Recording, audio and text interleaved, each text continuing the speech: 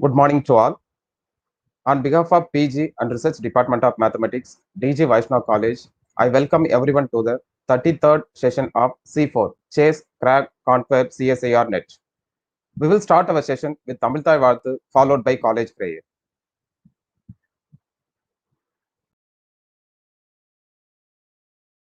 நீராறும் கடலொடுத்த நிலமடந்து கெழிலொழுகும் சீராரும் வதனமென திகழ்வரத கண்டமிழே எக்கணமும் அதிசிறந்த திராவிடனல் திருநாடும் தக்க சிறு பிறை முதலும் தரித்தனரும் திலகமுமே அத்திலக வாசனை போல் அனைத்துலகும் இன்பமுற எத்திசையும் புகழ் மணக்க இருந்த பெரும் தமிழனங்கே தமிழனங்கே உன் சீரிழமை திறம் வியந்து செயல் மறந்து வாழ்த்துதுமே வாழ்த்துதுமே வாழ்த்துதுமே.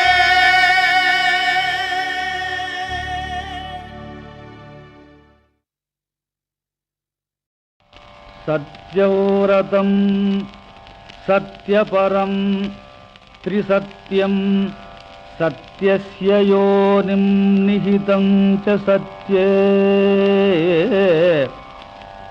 सत्यस्य सत्यं ऋतसत्यनेत्रं सत्यात्मकं त्वां शरणं प्रपन्नाः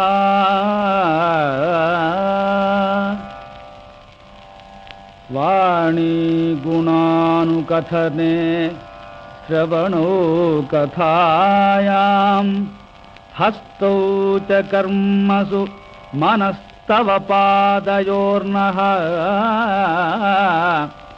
स्मृत्यां शिरस्तव निवास जगत्प्रणामे दृष्टिः सतां दर्शनेस्तु भवत्तनूनां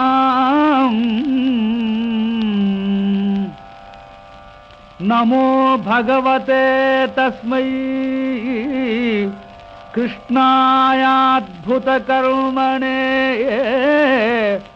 रूपनामविभेदेन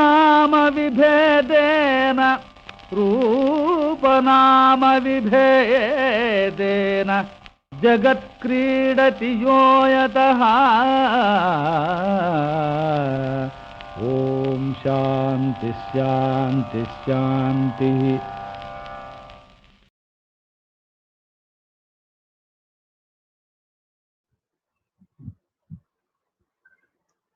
Once again, I welcome everyone to the C4 session.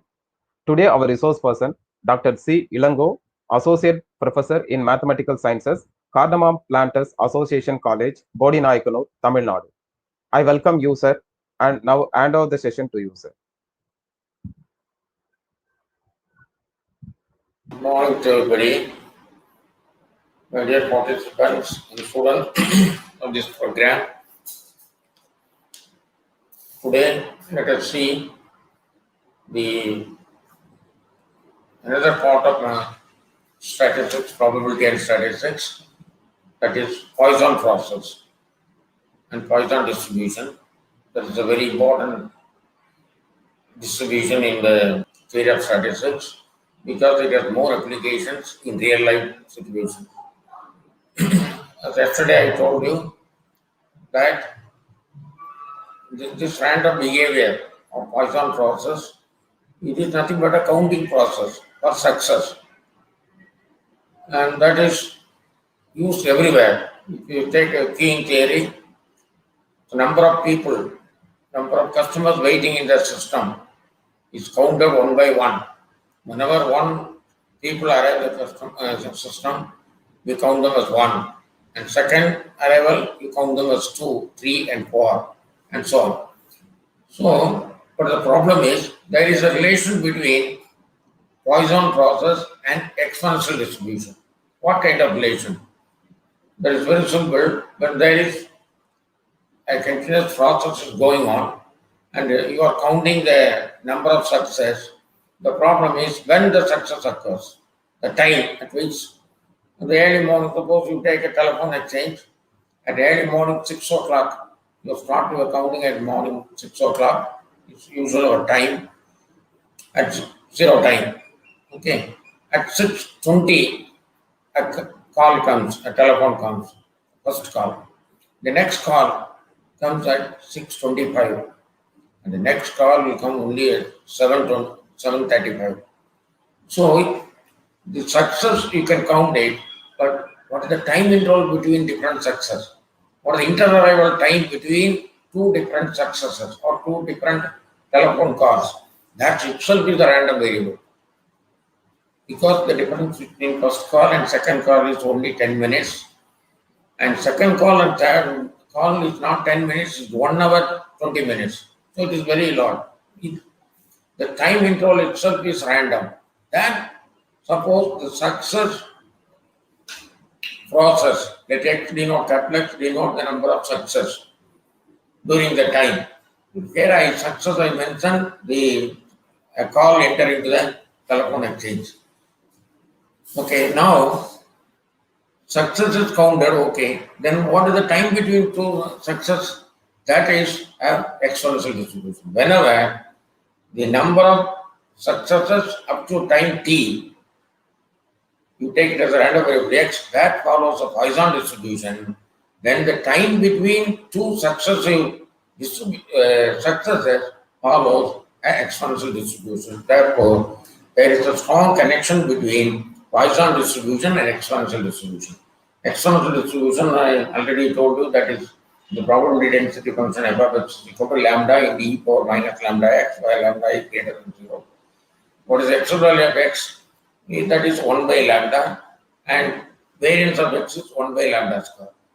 So all these things are there. And similarly, for Poisson distribution, the probability mass function is e power minus. Sir, Yes. sir, your screen not shared, sir. Okay, I have not shared it. Okay, I will share it. Okay, sir. The successive time is exponential distribution. So there is a strong bond between exponential distribution and Poisson distribution. Okay, now I can share my screen, and then share the screen so that you can see the.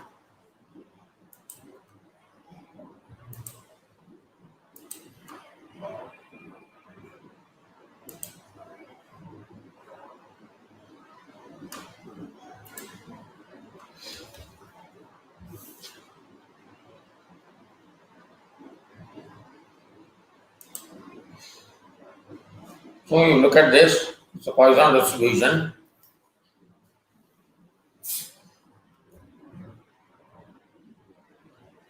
It is actually, now let it go.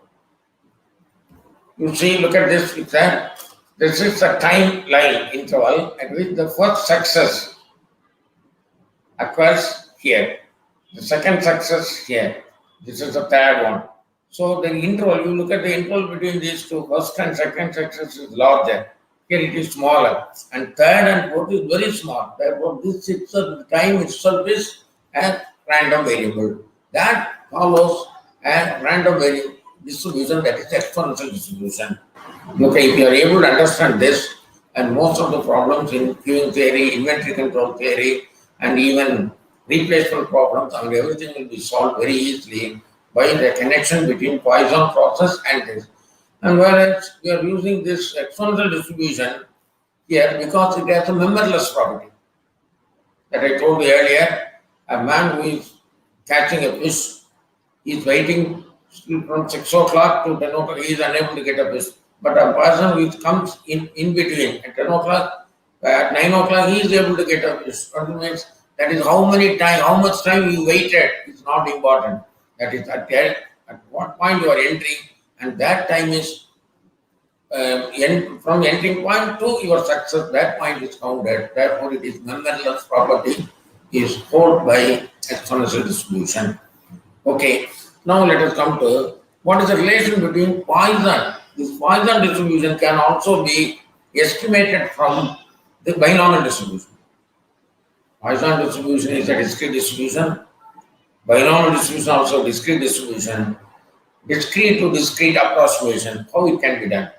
Now let us take binomial, let X denote a binomial distribution and P the probability of bit in the error. Okay, it is nothing but a problem of transformation of bit. Then what is exponential of X? That is NP or Pn. Usually it is NP. E of X is equal to NP.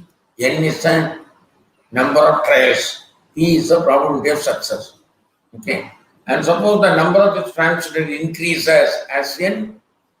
When if you want to convert this into, I want to derive the this distribution, that is Poisson distribution, as a limiting case of binomial distribution. How it can be done?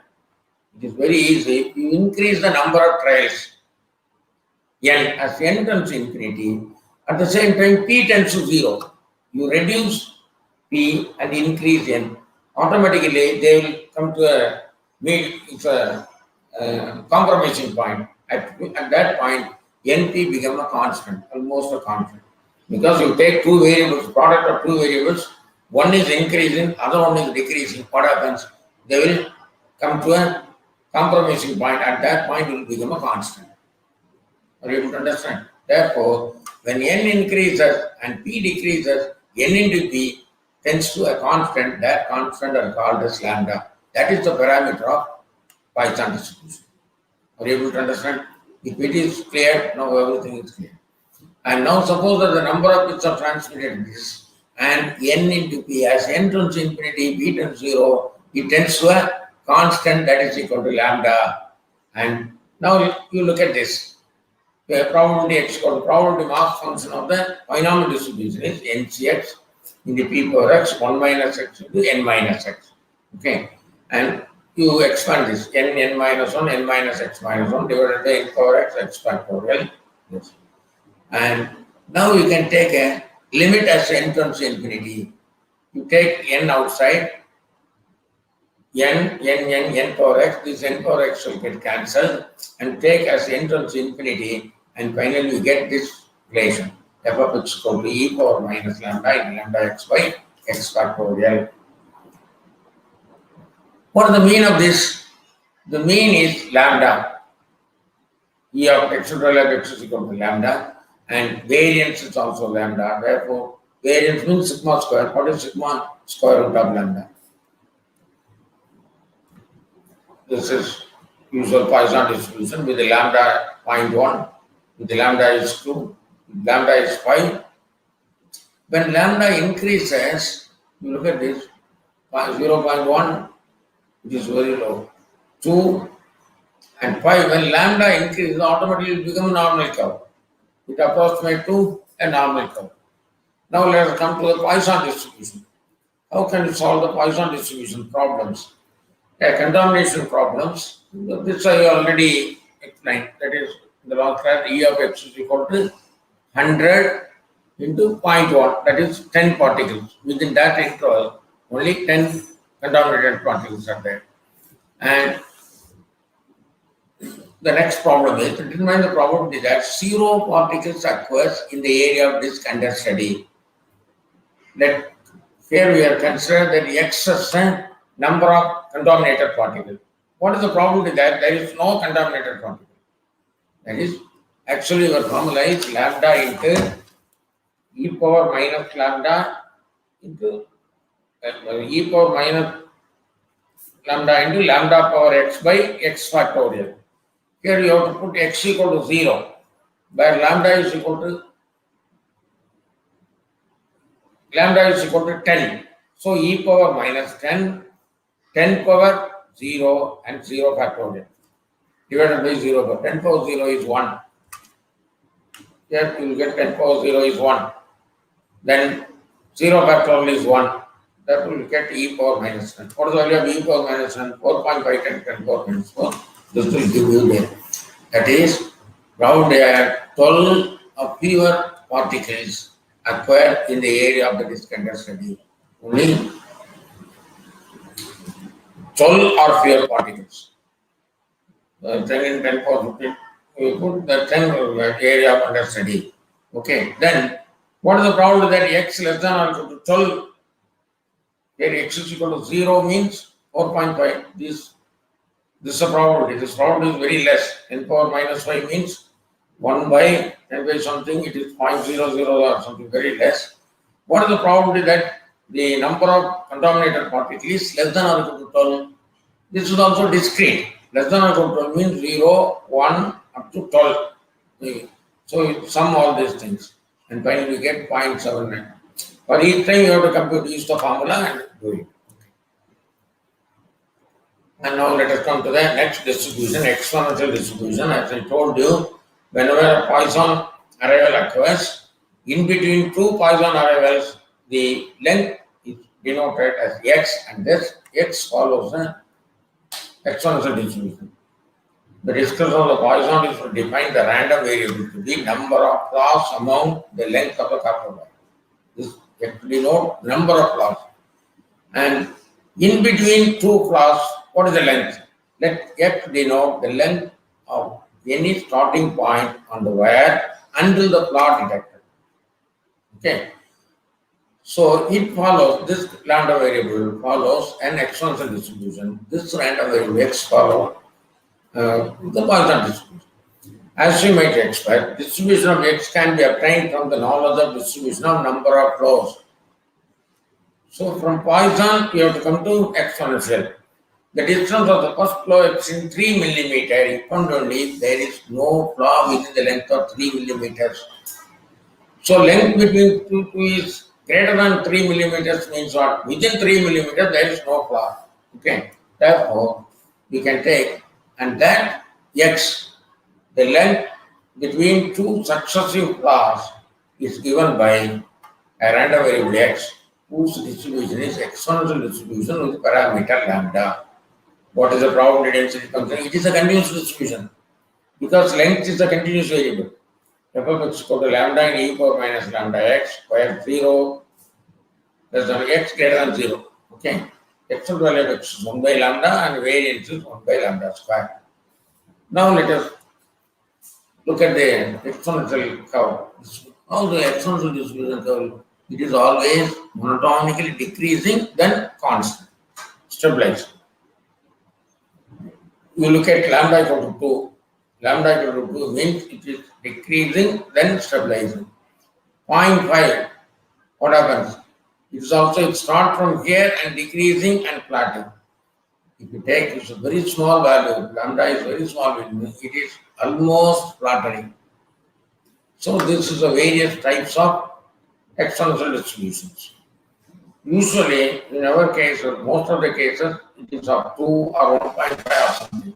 Okay, so this is the general curve. Now let us into that. This is a general distribution. And exponential distribution has some properties. The exponential distribution often used reliability studies, that is used in reliability. What do you mean by reliability? Suppose you are putting a bulb. What is the reliability of the bulb? That depending upon the lifetime of the bulb. Some of the bulbs you put on electronic catheter, what it will be, if you fit the item, automatically it may fail, immediately fail at 0 time, or it may fail after 5 minutes. Sometimes it may last for 2 days, sometimes it may wait for 7 days, 1 month or 1 year. Okay, that is why this lifetime of an electronic catheter is always an exponential distribution. It has lack of memory property.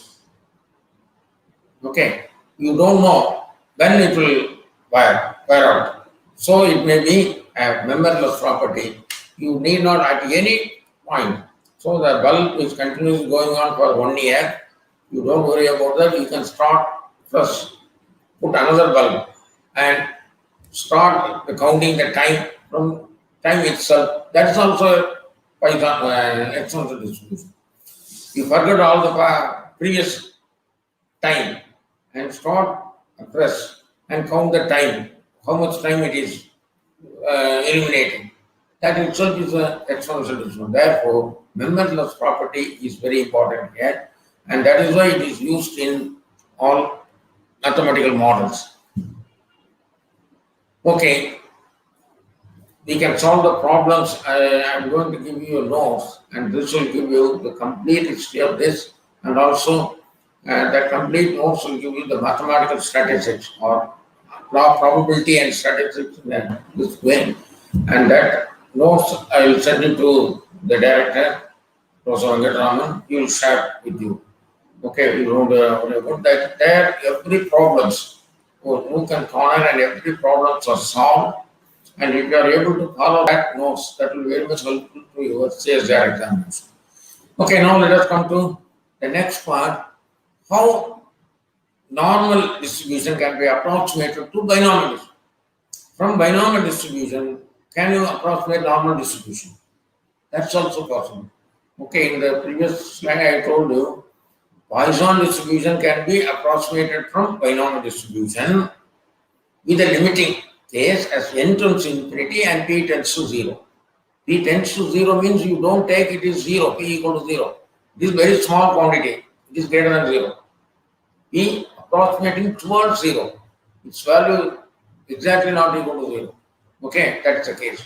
So that n into p is equal to some lambda. Okay, that is okay because binomial distribution is a discrete distribution and Poisson distribution also discrete distribution. Binomial distribution will also count the number of success and Poisson distribution also counts the number of success, x. But here it is different. You look at this, binomial is a discrete distribution, but normal is a normal distribution, the continuous distribution. How can you estimate this? This is something different. A discrete distribution approximates the normal distribution. Is it possible? Yes, it is also possible because of central limit theorem. There is a very nice theorem that is given to us, and by sampling distributions, now we can do this by in this way. I will explain. If x is a binomial random variable, for that, what is for a binomial random variable? What is the mu? What is the x mean? NP. So you subtract x minus mu, is NP, divided by standard deviation. What is the standard deviation of binomial distribution? Square root of NPQ, that is here. Square root of NPQ, this is Q. So this will give you Z. This is nothing but a standard. As I already told you, if you take any normal variable, what is the standard normal variable? X minus mu divided by sigma.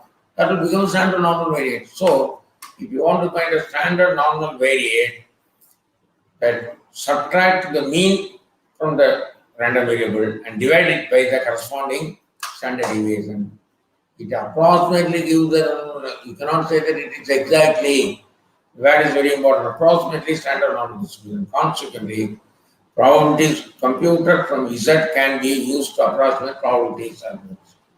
Both way, if you compute by the way of binomial distribution, probability by the way of binomial distribution and normal distribution, both are almost same. You cannot say that it is exactly equal, almost both are equal. Now, you see, this is actually a binomial distribution with the n is equal to 10, p is equal to 0.5. And you draw the curve, it is just like a normal. Therefore, binomial normal distribution probability can be approximated from binomial probability. Now you look at this problem. Here you can find the use of approximation, how this approximation is done. Consider the transmission of bits in a previous example. We already seen the transmission of bits are, what do you mean by bits 0, 1, 0, 1?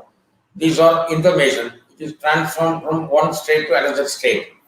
At that time, some flaw may occur. If a flaw occurs, we can take it as success. So that's how well the normal approximation works. We assume that n is equal to 50 bits. We are transmitting totally 50 bits. And what is the probability that error will occur? 0.01. Okay, what is the probability of error occur when transmitting the 50 bits? it is 0.01. Okay.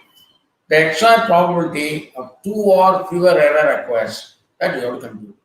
What is the probability that only 2 or less than 2 error requests? That means probability X is less than or equal to 2. What is the meaning of that?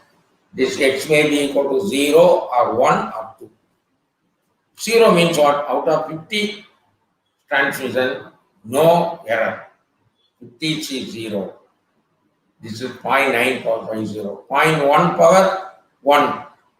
0. That is 1 automatic example. 50 C1. 0.1 power 1 into 0.9 power 49. You add these two, 49 plus 1 equal to 1. 50 C2, 0.01 square, 0.9. What is the answer? 0.11. Now, this is by our binomial distribution. Okay, we assume that this random variable x follows the binomial distribution. Suppose we approximate x by our normal distribution. What happens? The normal distribution, what is n into p? N is 50. P is 0.1. So 50 into 0.1, what is the answer? 5. Therefore, this is the x minus np divided by square root of n into p into q. This is probability of success and this is probability of failure. Okay, 1 minus.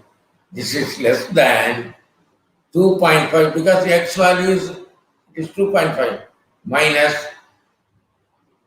5 divided by this.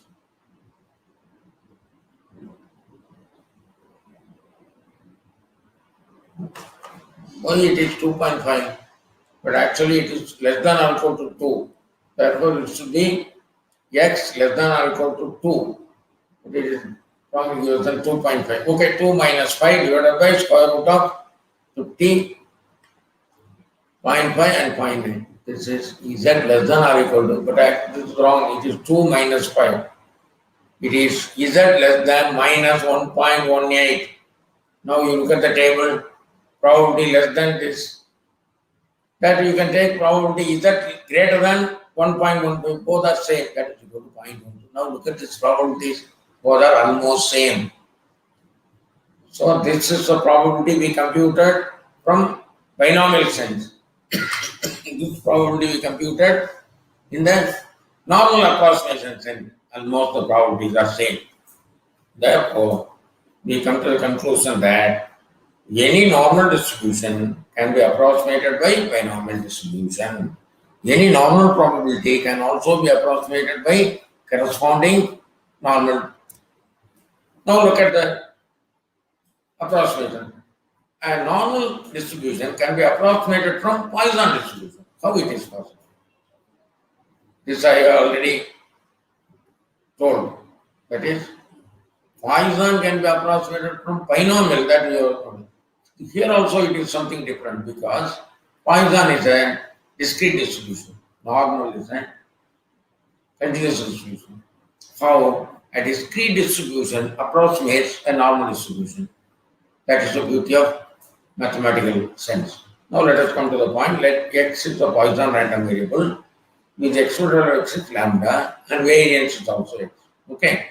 So what is our transformation actually? As I told you here, use standard normal variability that is equal to you take a random variable minus its expected value. That is mu. Mean. X minus mean divided by standard deviation. This is our standard deviation. Standard variance is lambda. Variance means sigma square equal to lambda. Then what is sigma? Root lambda. That. Okay. So with this we can solve so many problems. Just like our previous problem. You take any problem with Poisson distribution. You approximate the probability that x less than or equal to 2 by Poisson distribution will give you some answer. And similarly, you find the probability x less than or equal to 2 or 2.5 by normal distribution. Both will give you the same answer. Therefore, a normal can be approximated by Poisson. Okay, now let us come to the next important thing. Suppose there are more than 2 random variables. How can you define dependent and independent random variables? How can you solve the problem? And for that, we have to do scatter diagram. you take x variable along the diameter, x variable along the x-axis, and y random variable along the y-axis.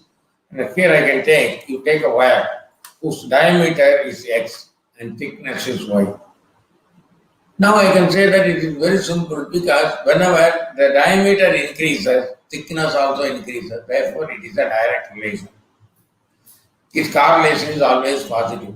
Because one variable increases, other also increases, means it's a positive correlation.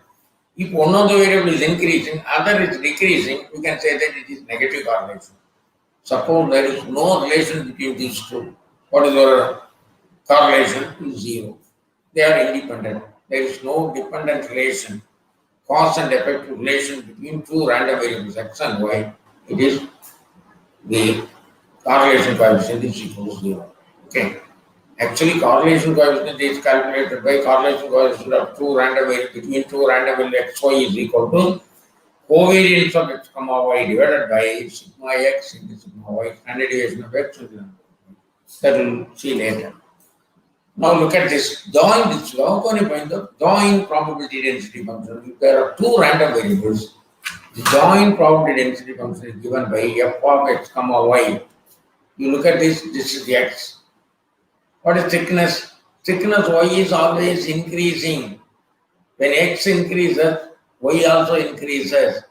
And f of x comma y is a joint probability density function. So this is like this. This is the diameter. This y along the thickness along y, and f of x comma y is like this. This is three-dimensional diagram. F of x comma, this is on the plane. Thickness and diameter lies on a plane. Within, if it is diameter lies between a and b, and thickness lies between c and y. What is the probability density function? That is f of x comma y that we know to the this curve. Okay. This is volume.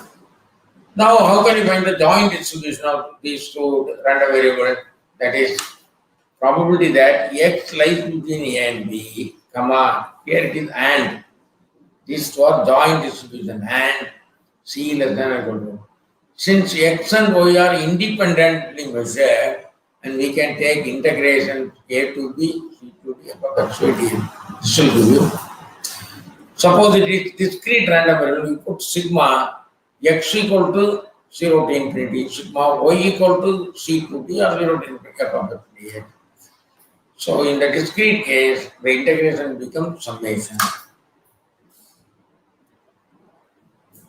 Okay, now let us come to random variables. Suppose you take two random variables x and y are independent, and probability x1 belongs to E1, x2 belongs to E2 is equal to probability x1 E1 and this multiply. So when A and B are two even, they are independent means probability of A intersection B is equal to probability of A into probability of B. Same thing. This is E and A, is B. N random variable. Probability of A intersection B, A1 intersection A2 intersection A is equal to probability of A1 into B multiplication. This is true only when it is independent. It is pairwise independent. It is not completely independent. If it is pairwise independent, this is okay. Now let us come to the problem and solve it. How can you solve the independent probability problems? In example 312, the probability that the diameter meets Suggestion was determined by 0.919. What is the probability that 10 diameters will meet specifications among the diameters are independent?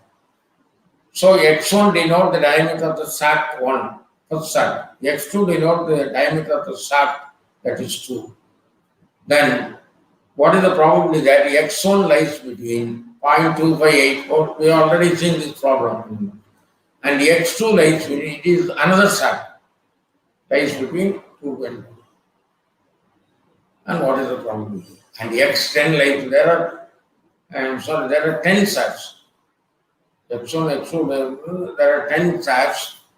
And for each of them, you find the probability. And this is given by this probability into this probability into this. You multiply all these things. E1 is an event that lies between these two, and E2 lies in, and all the others are equal. Then now you come to this problem.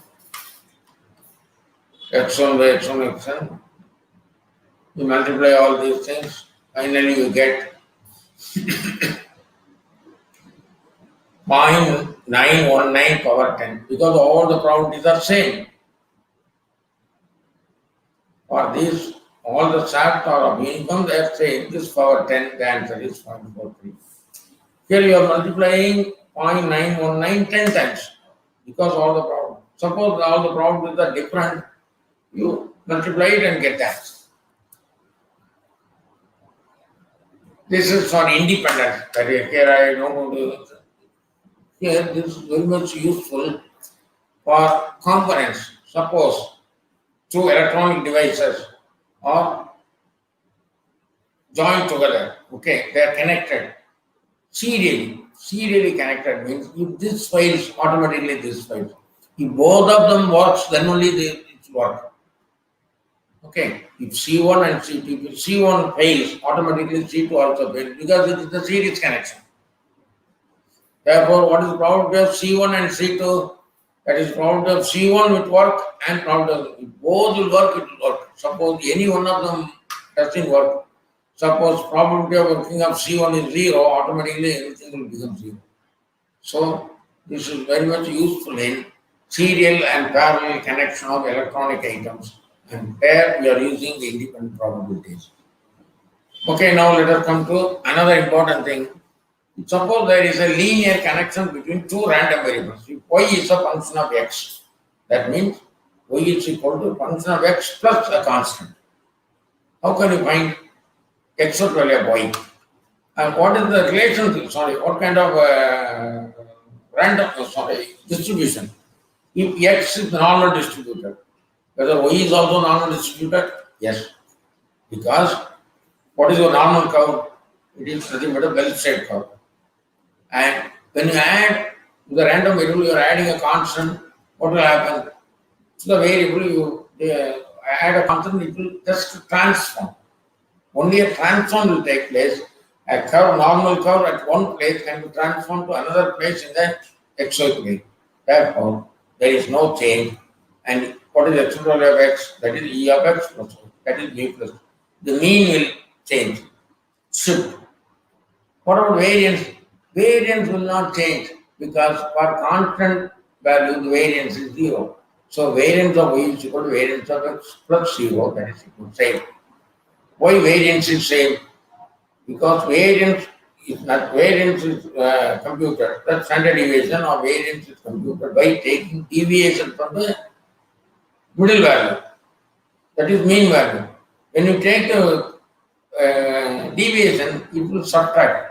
Each time the constant c is subtracted, finally it will become 0. There is no need of taking. Therefore, it is possible. Okay, now let us come to y is equal to c times x. Here, the random variable x is added. You multiply x here. Then what is x over y? Constant times x. The constant can be taken outside, it is c. Whereas in the various cases, it is different. Variance of cx is c square in variable. Why it is? Because variance of x equal to x of the value of cx minus mu the whole square. You have to take the square. When you square the value cx square, it will become c square. C square will be taken outside. Why not take squaring the random variable? Because the deviation that I already told you, deviation may be positive or negative, but we always take the positive values. That is why you are squaring. If you square a number, it is always positive. Now let us, this is another important point. But the mean and variance of independent random variables, that is, suppose there are n random variables. This is somewhat complicated. What is your E of y? C0 plus C1 x1 plus x1 value of constant is always constant. All these things, C1 into E of x1, that is V1. What is variance of y? That we have seen in the previous day, it will square. C1 square, C1 square. Okay. Let x1, x2, xn be independent normally distributed random variable with means p of xi, variance sigma I square, then the linear function. It is a function of a random variable. Y is a function of n random variables. What are the n random variables? C1, C2, etc. Cn. They are connected by constants C0, C1, Cn. What is the E of y? It is simply C0 plus C1. But what about variance? Variance is not simply multiplication. C1 square, sigma 1 square, C2 square. Every time the constant value, the constant is squared. Now let us come to the problem. Once again, consider the manufacturer part described previously. And suppose that the length x1 and the width x2 are normally independently distributed with the mu1 is equal to 2 centimeters and sigma 1 is 0.1 centimeter. Mu pi is equal to pi, mu2 is wrongly given, it is mu2 is 5 and sigma 2 is 0.0 centimeter. In the previous example, we determined that mean and variance of the perimeter of the part y is equal to 2 into x1 plus 2 into x2. What is the variance? Etc. of this. E of y is equal to 2 into E of x1. E of x1 is 2. This is 5. So 10 plus 4, it is 14 centimeters. And what is the variance of x? You find the square. 2 square into variance of x1 plus 2 square into variance of x. Finally, you get variance of y is equal to 0.2 square centimeters respectively. Determine the probability that the perimeter part exceeds 14.1 centimeters. The perimeter is always greater than 14.5. What is the probability?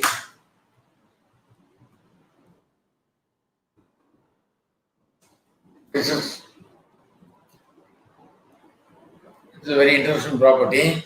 That is, let y denote the perimeter. Why is perimeter? Because we calculated this is a square thing. X1 denote the width. X2 denote the length. So how many widths are there? 2 widths. If you take a rectangular wire, there are 2 times x1, 2 width plus 2 that will give you the perimeter. Perimeter of the square or rectangular box is equal to 2 times x1 plus 2 times x2, where x1 denote the width and x2 denote the length. That is given.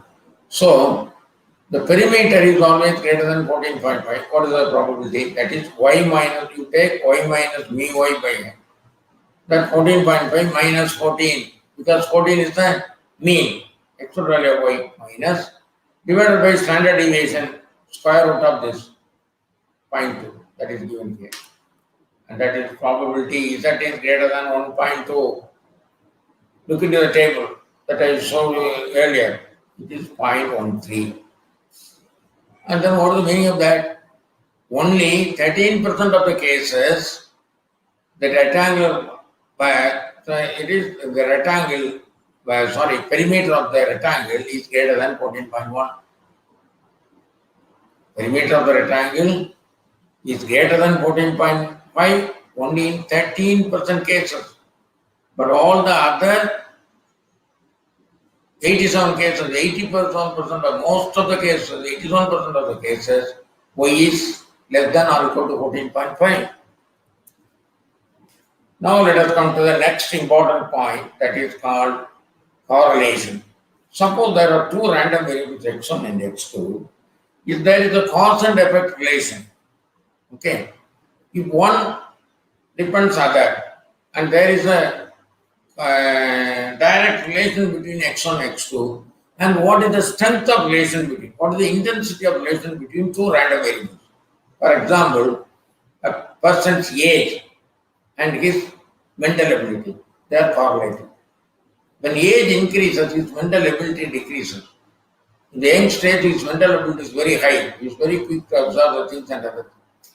When age increases, it may be less. Therefore, if that kind of intensity can be measured, what is the intensity of relation between two random variables? And that can be computed by correlation. Correlation is only a mathematical model. People think that if correlation formula is given, you can apply any two random variable and apply and find out. It is not true. It's subject to some conditions only you have to apply. If there is a cause and effect relation between two random variables, then only you apply, find correlation. Okay, what is the correlation coefficient between x and y? That is covariance of this formula, covariance of x1, x2. What do you mean by covariance? That is jointly varying. When x1 increases, x2 may increase or decrease. When x1 decreases, x2 may. So what is the bondage between these two? That is given by covariance. And this is the standard deviation, square root of sigma. Now you can write it as sigma 1 into sigma 2. Okay, what is covariance? Covariance is x1 value of x minus mu1 into x minus mu2. How much the product moment, x minus, you take x minus mu1, how much it is deviated from x1. How much the value x2 is deviated from mu2, x1. You take the product, and that is called product moment. When you are taking the product, and that is x2 value of x separately and x2, and you will get this value e of x1, x2 minus mu1, mu2. So after simplification, you will get this. Actually, in this space, you should write x1 value of x1 minus mu1 into x2 minus mu2, whole bracket. That is, after expansion, we will get this. This will be very simple one. You multiply the two random variables, take the expectation. You multiply the two means divided by multiply the two standard deviation. The correlation always lies between -1 plus 1. The correlation 1 means they are strongly correlated. That means one increases, other increases. If x1 increases, x2 also increases. If x1 decreases, x2 also decreases. That is positive correlation. You don't think when x1 decreases, x2 decreases, it is negative correlation. No. If x1 decreases, x2 also decreases, it is the positive correlation. Whereas in the reverse case, if x1 increases, x2 decreases, it is a negative case, that is the correlation is negative. If x1 decreases somewhat, x2 is not exactly decreasing by what way x1 decreasing, and there is small difference. Therefore, the rank correlation, the correlation is minus 0.9. So there is increment, decrement is there, but it is not equally decreasing. Therefore, we call it as minus 0.9. So suppose this correlation 0 means what? There is no relation between whatever x value increases or decreases, x2 does not depending upon x1. Its course of action is different. x1 is course of action different. We can say that they are not correlated. Okay, you take n random variables. What happens?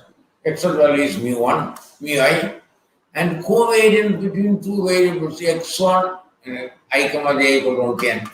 Then we can, this is wrong actually, xi comma xj, covariance of xi comma xj, where ij varies for any pair.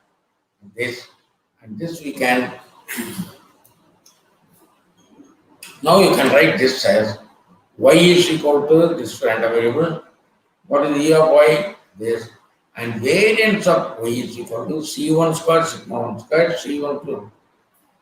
This is not 1 plus covariance 2 times of sigma ij, cij, cij, covariance of xij. This is very important. This is covariance of xij. I can look at this. 2 into sigma I less than j. This is also very important because both are same. Therefore, I can take 2 times. I am taking because of symmetry. I am taking 2 times of covariance of x1 xj and covariance of xj xi. Both are same, and I am taking 2 times of this when I is less than j. I am taking only. You can put it as a matrix. On the diagonals, it is c1 square c2 square diagonal form. Diagonal c1 sigma square. On upper triangle and lower triangle, it is covariance of x, y. So this is called covariance matrix. This result is taken from the covariance matrix. Okay.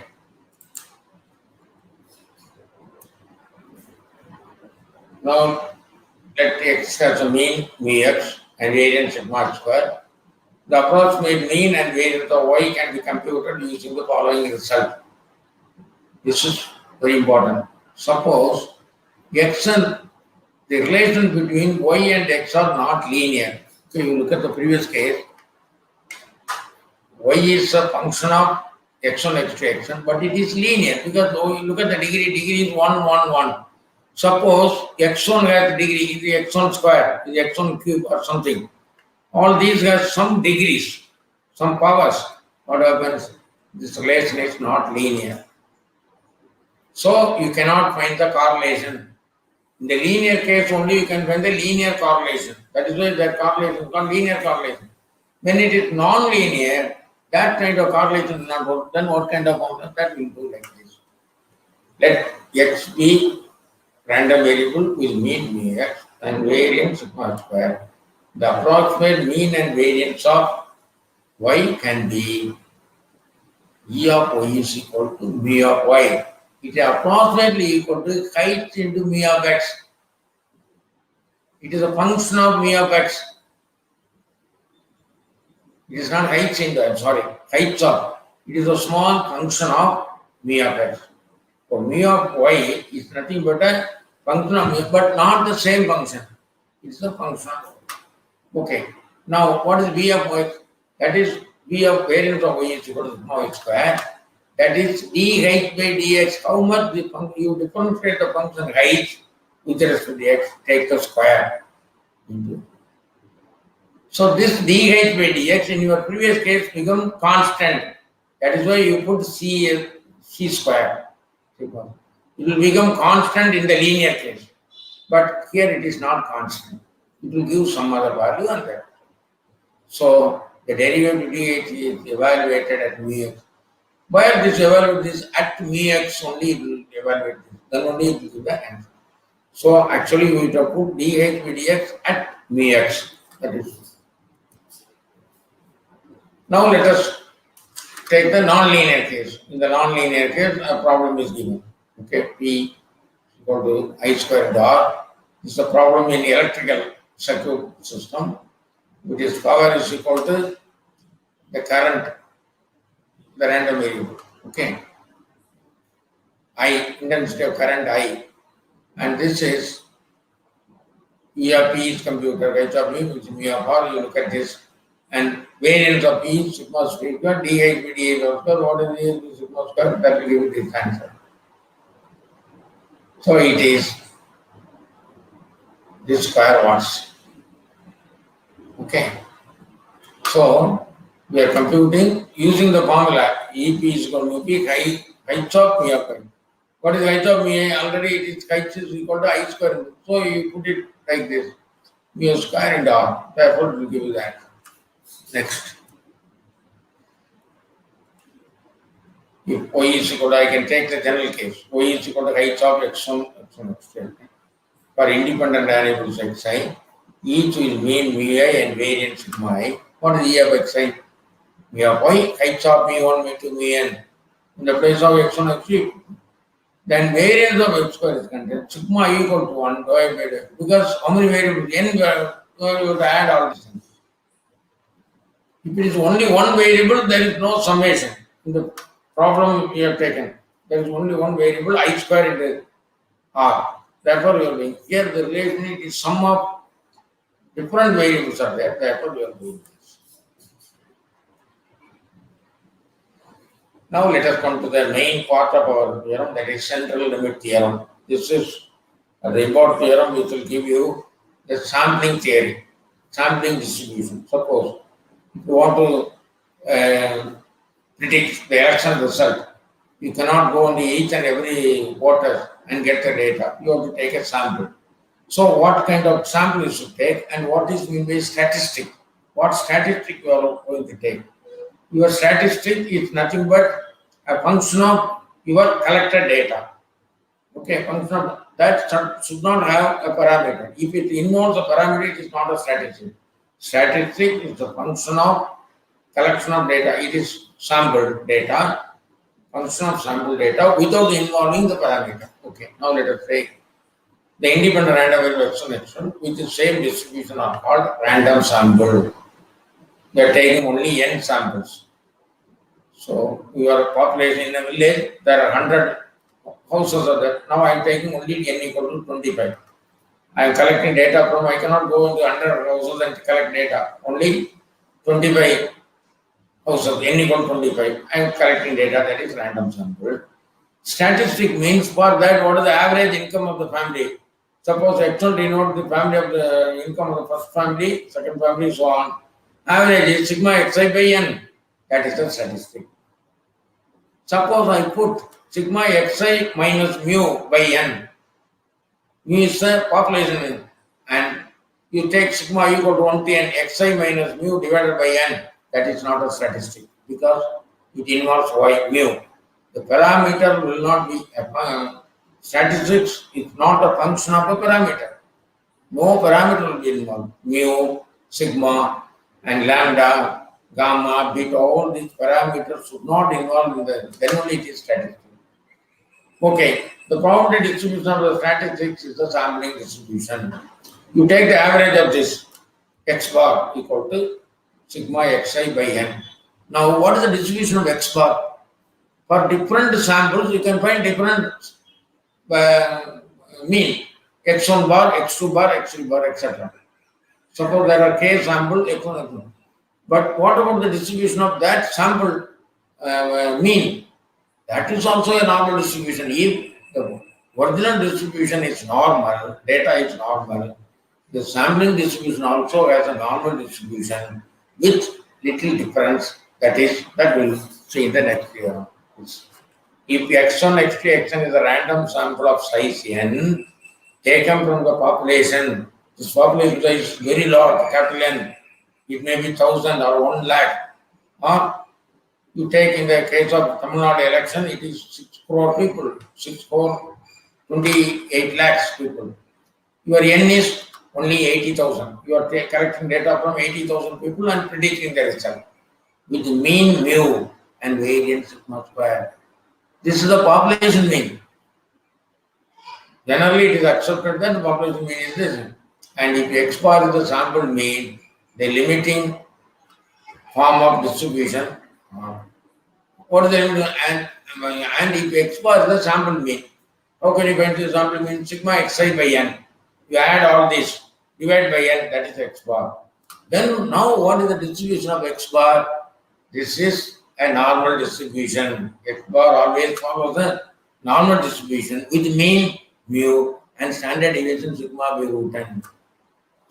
That is not written there. Then I can say that x bar follows a normal distribution with mean mu and standard deviation. So I want to convert into normal distribution. How can you convert to normal distribution? You subtract mu from x bar and divide by this. It's a normal distribution. This is standard normal distribution. Now I got this result. You can do all the problems. This is called the central limit theorem. I am not going to prove it. How the central limit theorem says that if you collect n data, x1, x2, xn is the sample data. From that you have to find the, actually my objective is to find the population mean. But population mean you cannot find. So if you take x bar will give you the population mean. You don't worry about that. That is your central theorem. This is central limit theorem. Here, the variable is not x bar. This is not sigma x bar. Standard deviation of one. It is nothing but original standard distribution divided by root n. N is the number of items. Now look at the problem, then you can understand. An electronics company manufactures resistors. Electric company manufactures so many bulb resistor, one kind of equipment, electronic with resistor ampere, and have a mean resistance So a resistor's capacity is measured by its resistance power. So mean resistance is 100 ohms and a standard deviation of 10 ohm. Deviation may be some 10 ohm. Okay. Find the probability that the random sample n equal to 25. So we cannot collect all the resistance.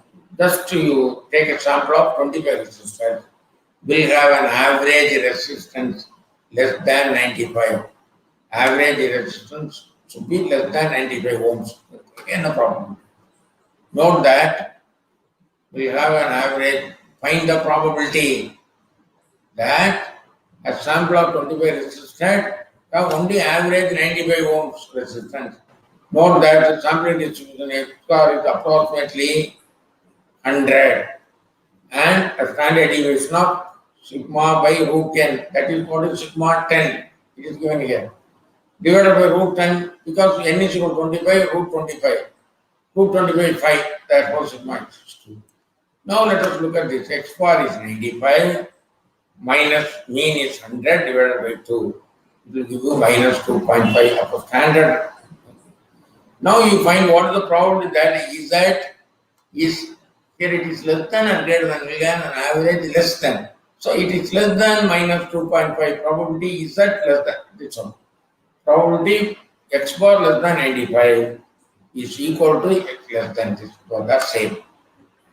You can find from table you can find 0.0062. Okay. With this central limit theorem, it's a very important theorem. And from there, now you can read sample distributions, I-square distribution, or T distribution, and students T distribution, how all these distributions are working, and testing the hypothesis. All these things we can see in the next class. So, and how the problems can be solved, and what kind of problem will be asked in the CSIR examination, that you please go through the question papers again. CSIR examination question papers, you take two different random variables, how jointly they are varying, what do you mean by convolution of two random variables, all these things. I will send you notes to those or our organizer, you please go through that notes. That was prepared by one professor, excellent professor from Engineering College at Tripadi. He is very nicely prepared notes, lecture notes. I will send it to you, and that will help you to solve the problems, most of the problems that is taught in the CSIR examinations. Okay, today I am closing my lecture.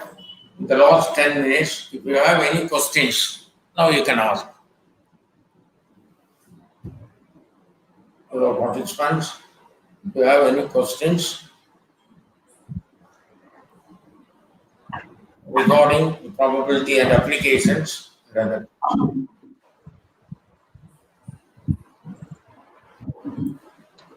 Sir, in chat box, no questions, sir.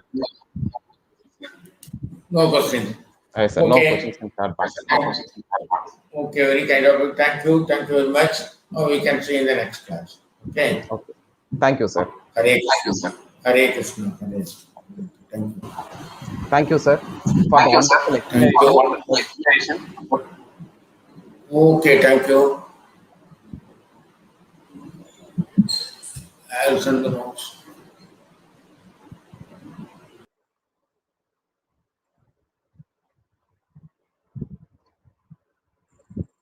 Thank you, sir, for the wonderful explanation about Poisson distribution, exponential distribution, and functions of random variables. Itself, lot to the CSIR NET aspirants to solve the problems based on this topic, sir. Thank you, sir, for spending your valuable time in our C4 Chase, Crack, Conquer, CSIR NET sessions.